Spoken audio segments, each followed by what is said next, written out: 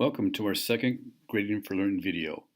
In this video, we will detail the Grading for Learning commitments the staff at MHS has agreed to fully implement for the 2017-18 school year. It is my hope that we can detail to you the work we've done for the past 2 years. Our staff has created a collective belief that we want students to focus on learning. We have sent 2 groups of staff to work with Melly's Grading for Learning conference. We've also sent staff to other conferences supported by CESA 6 or CESA 2, including a conference by Myron Dueck. As a staff, we read Ken O'Connor's A Repair Kit for Grading, 15 Fixes for Broken Grades, as well as visited 3 schools that are implementing standards-based grading at this moment. Pewaukee High School is one of those. From those visits and from those conferences, we have identified 6 collective strategies of grading for learning. They include include achievement in a final grade, seek only evidence that more work has resulted in a higher level of achievement, provide clear descriptions of what students should know and be able to do. We will not compare students to each other. We will use only quality assessments based on expectations, and we will include students in the grading process. I will attempt to detail these strategies throughout the rest of this presentation. The first statement, only include achievement in a final grade, basically states that we will provide an expectation of what we want students to do that is not academic. This will be a separate grade on a report card, but will not appear on a transcript. Our separate conduct and effort grade includes being prompt and prepared, being polite and positive, and be persistent and productive. As I said before, this grade will be separate on a report card, but will not appear in a transcript. This allows us to provide specific feedback regarding the non-academic factors that are equally important as academic factors. This breaks down this for more specific information and feedback. Having a separate grade provides opportunity for specific conversations at parent-teacher conferences as well as at home. We will detail how we're going to use this in future presentations. Only including achievement in a final grade brings up the questions about homework. Basically, we want to approach homework in this light. We want to do the right work. The right work asks not only for students to complete the work or the assignments, but also requires staff to assign the right work that allows teachers to provide specific feedback. The work should provide students with the opportunity to practice, expand their critical thinking, creative thinking, and communication skills. And probably most important of all, doing the right work allows for the opportunity for critical and specific feedback. Please note that homework may or may not be calculated into the final grade.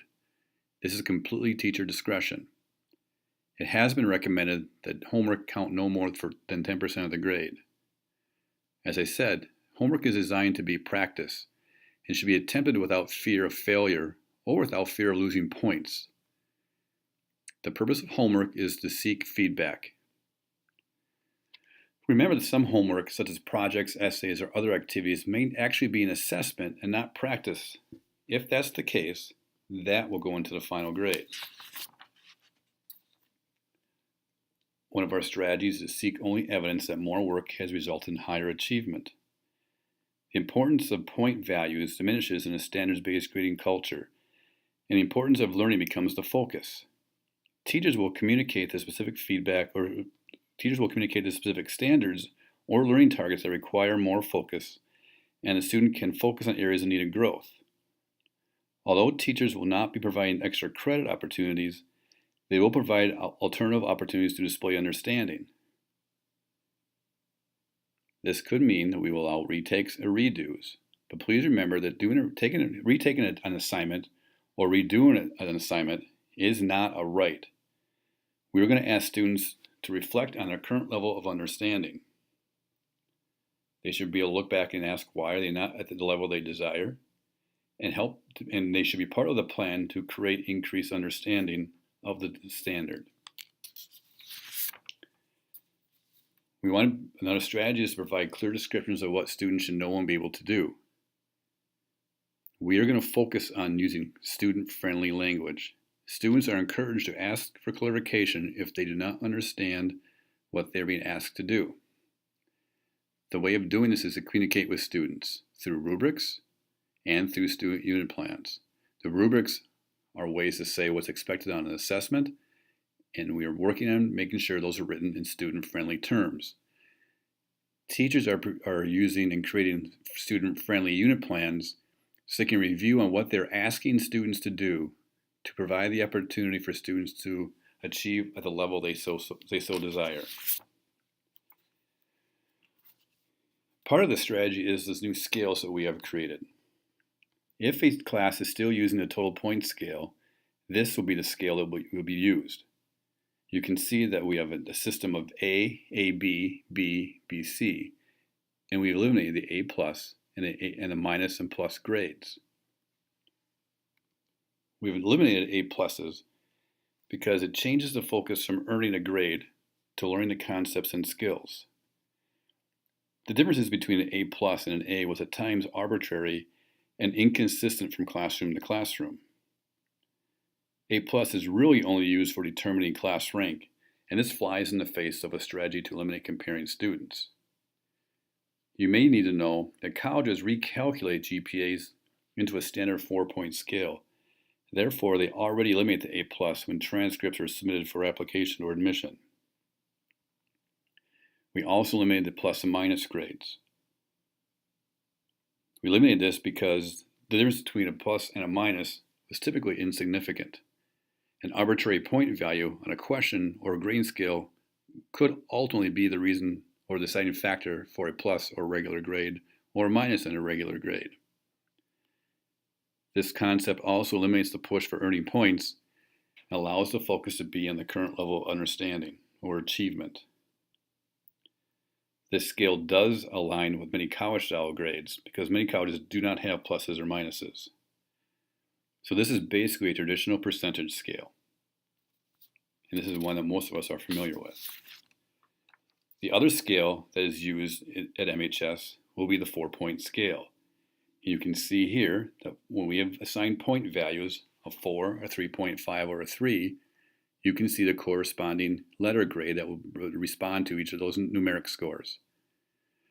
When we calculate or finalize term grades or quarter grades, you can see the percent range.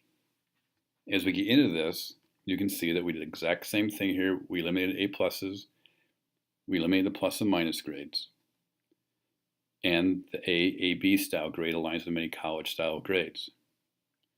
When viewing a 4-point scale, please do not focus on the percentage scale. Focus on the numeric 1 through 4 grade. Those numbers are based on a GPA, and again, the percentage is only valid when determining progress grades. We're going to ask that you please view the 4-point scale presentation for more detail. This will be posted on our Parent University website when this is completed. We do not compare students to one another. In essence, we will not curve, because a curve in reality is extra credit and does not communicate the current level of student achievement. It demonstrates achievement when compared to other students, and that's something we want to eliminate. Achievement is based on what individual students learn, and not based on what others have learned. As I said, providing additional points is akin to extra credit, and the bell-shaped curve is really an outdated practice. We're going to use quality assessments based on expectations. We will continue to review our assessment strategies and create more of a variety of assessment strategies. Our assessments should align with the district essential learning outcomes of critical thinking, creative thinking, and communication. An example of what we're trying to accomplish would be to maybe, for example, ask students to analyze the causes of World War I. They could think critically and analyze the Treaty of Versailles and identify the pros and cons. They could think creatively by identifying pieces of the treaty that were perhaps missing and make that a more effective treaty.